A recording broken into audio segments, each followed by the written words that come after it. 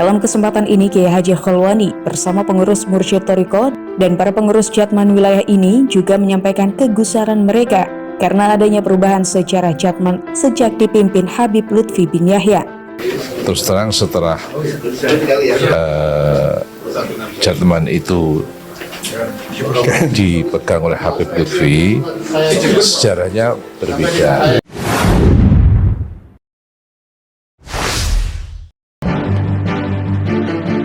Sejumlah Kiai Thariqah dan pimpinan Jam'iyah Ahli Thariqah Al-Mu'tabarah An-Nahdiyah atau Jatman dari berbagai daerah menemui Ketua Umum PBNU, Kiai Haji Yahya Khalil Stakuf atau Gus Yahya pada Senin 2 September 2024 di ruang kerjanya lantai 3 Jalan Kramat Raya nomor 164 Jakarta Pusat.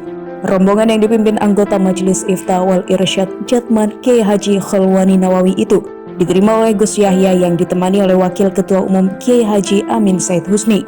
Para kiai menyampaikan tentang status kepengurusan Idaroh yang semestinya berakhir pada September 2023, tapi hingga sekarang belum juga bermuktamar. Selain itu, para Kiai Thariqah juga melaporkan realitas terkini dari organisasi Jatman kepada PBNU dan meminta PBNU segera mencarikan jalan keluar. Dalam kesempatan ini, Kiai Haji Kholwani bersama pengurus Mursyid Thariqah dan para pengurus Jatman wilayah ini juga menyampaikan kegusaran mereka karena adanya perubahan secara Jatman sejak dipimpin Habib Lutfi bin Yahya. Kami dari teman-teman Jatman wilayah dan para mursyid kepingin menguruskan sejarah Jatman. Itu saja, nggak ada niat yang lain. Jadi awal berdirinya Jatman, dulu namanya belum Jatman, tahun 57. Itu pendirinya adalah 4 orang kiai.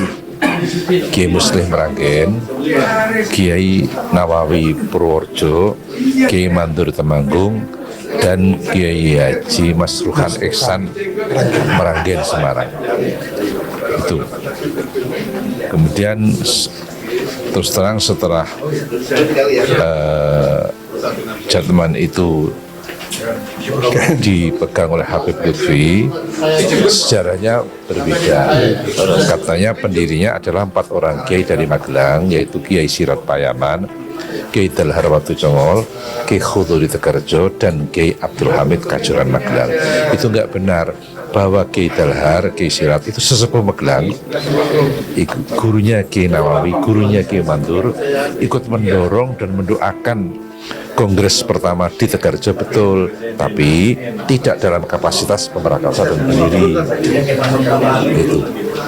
Kiai Hudori juga begitu. Kiai Hudori itu dia ada bukan kiai tarekat tapi kiai pesantren. Tapi dia punya kehebatan, walaupun dia bukan kiai tarekat, tapi ikut membackup dana Kongres 57 itu kehebatan Kiai Hudori. Yang keempat, Kiai Abdul Hamid, dia juga bukan kiai tarekat tapi kiai ahli hikmah. Orang salah satu istrinya malah talqinnya kepada bapak saya.